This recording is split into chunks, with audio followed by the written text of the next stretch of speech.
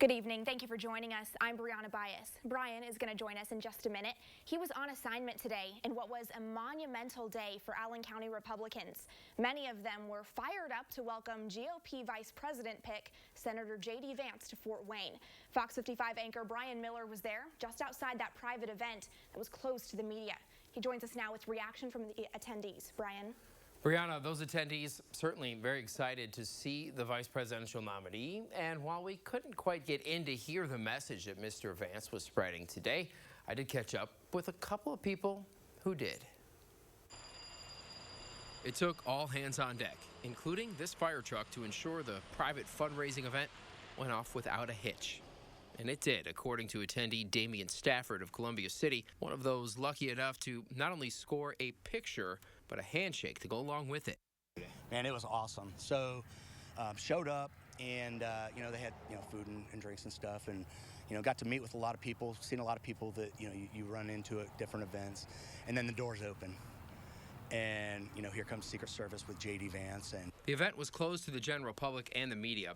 It was a Trump 47 endeavor. That's a PAC for the Trump campaign, which charged $1,000 a head to get in, $15K for a selfie with the senator, and $50,000 for a seat at the table with J.D. Vance. But I can say that with the size of the crowd and with the special contributors who got to meet one-on-one with J.D. Vance, I'm sure it was a very rewarding visit to Allen County. Rewarding, perhaps. Secure, definitely.